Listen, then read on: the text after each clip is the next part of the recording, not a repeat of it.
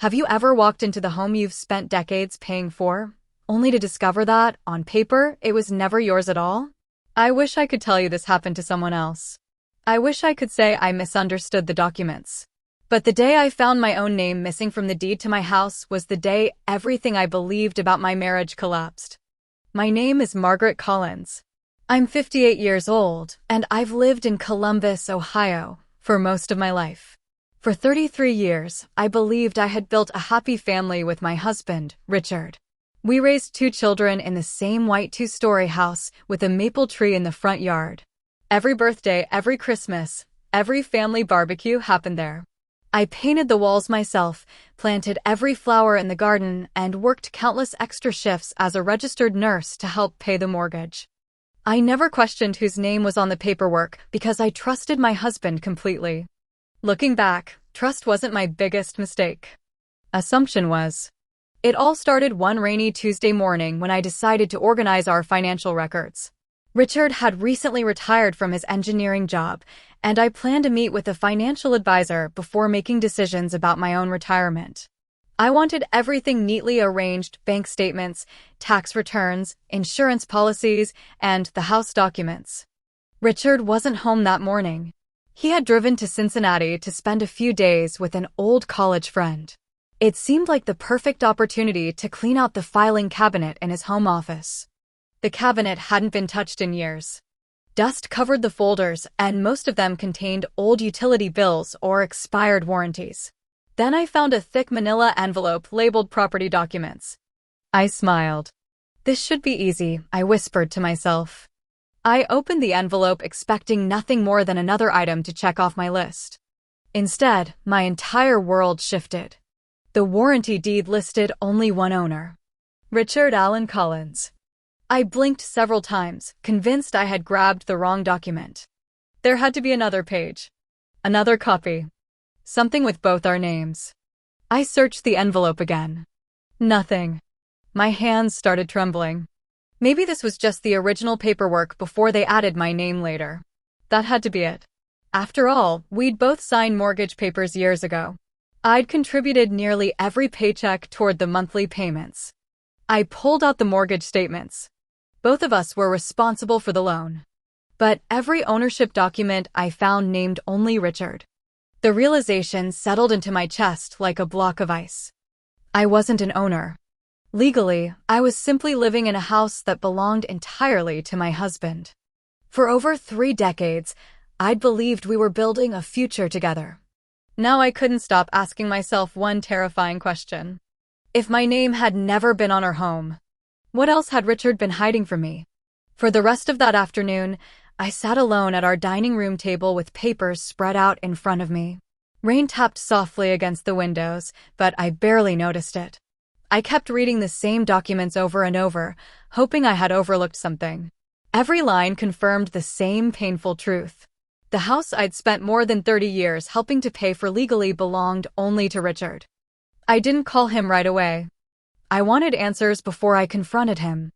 The next morning, I drove to the Franklin County Recorder's office in downtown Columbus.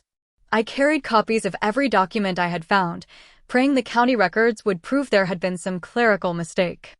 A kind woman behind the counter searched the property records while I waited. After a few minutes, she looked at me with an expression I still remember. "I'm sorry, ma'am," she said gently. "The property has always been recorded under Richard Allen Collins. There has never been another owner listed." The room suddenly felt smaller. I thanked her, walked outside, and sat in my car without starting the engine. My chest tightened. I wasn't imagining it. On the drive home, memories began replaying in my mind, little moments I'd ignored for years. Richard always insisted on handling legal paperwork. Whenever closing documents, refinancing papers, or insurance forms arrived, he'd smile and say, "Don't worry about this stuff. I'll take care of it." I had always believed that was one of the ways he showed love. Now it felt like control. That evening, Richard returned home from Cincinnati carrying a small gift bag with chocolates from a local candy shop. He smiled as if nothing had changed. "Miss me?" he joked. I looked at him across the kitchen. "I found the house papers." His smile disappeared. For a second, he didn't say anything.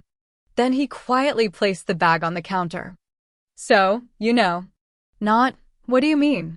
Not, there must be a mistake. Just. So, you know. That single sentence told me everything. You knew my name wasn't on the deed? He rubbed his forehead. Margaret, it's complicated. No, I replied, trying to keep my voice steady. It's actually very simple. He remained silent. I worked double shifts. I skipped vacations. I delayed retirement. I paid this mortgage with you. So explain how I'm not an owner. Richard finally sat down. When we bought the house, he began slowly. My father convinced me to keep everything under my name. I frowned. Why? He believed marriages didn't always last. The words landed like a slap. So your father planned for our marriage to fail before it even began? Richard stared at the floor. He said if anything happened, it would protect the property. I couldn't believe what I was hearing. 33 years, Richard. I gave you 33 years. And you never once thought I deserved to know? He whispered, I didn't think it mattered anymore. I laughed, a bitter, broken laugh. It matters today. The next few days were painfully quiet. Richard tried acting as though life could continue normally, but something inside me had changed forever. Then another surprise arrived. While reviewing our financial files again, I found statements from an investment account I'd never seen before. The account wasn't small. It held nearly $480,000. And once again, only Richard's name appeared on every page. At that moment, I realized the missing house deed wasn't the whole story. It was only the beginning. I stared at the investment statements until the numbers blurred together. Nearly $480,000. I had never heard Richard mention the account, not once in all our years together. We had always discussed budgets, retirement plans, and saving for emergencies. Or at least, I thought we had. Now I realized those conversations only included the information he chose to share. The next morning, I scheduled a meeting with a family law attorney in Columbus. Walking into that office was one of the hardest things I'd ever done. I wasn't there because I wanted a divorce. I was there because I needed to know where I stood after 33 years of marriage. The attorney listened carefully as I explained everything: the deed, the hidden investment account, the years of mortgage payments, and the trust one had placed in my husband. When I finished, she looked at me kindly and said, Margaret, regardless of whose name is on the deed, don't assume you have no rights. Long marriages often involve shared financial interests, and state law may provide protections. The important thing is that you asked questions before signing anything. For the first time in days, I felt a small sense of relief. That evening, I asked Richard to sit down with me one last time. I don't want another excuse, I said. I want the truth. He nodded slowly. There isn't another family, he admitted. There isn't another woman. I never intended to leave you. Then why hide everything? His shoulders slumped. I grew up believing that whoever controlled the money controlled the future. My father handled everything in our house. I copied him without thinking. At first, I told myself I'd add your name later. Then years passed, and it became harder to admit what I'd done. Eventually, I convinced myself it didn't matter. It mattered to me, I answered quietly. Not because of the money, but because of the trust. He lowered his head. I'm sorry. It was the first apology that sounded genuine. Over the following months, we had difficult conversations, met with attorneys, and sat down with a financial planner. Richard transferred the house into joint ownership, added me to the investment accounts, and made sure every legal document reflected the partnership we should have had from the beginning. But paperwork alone couldn't erase decades of silence. Trust isn't rebuilt with signatures. It's rebuilt with honesty, consistency, and time. Our marriage survived, but it was never the same. In some ways, it became stronger because there were finally no secrets left between us. In other ways, I mourned the years I had spent believing trust required no verification.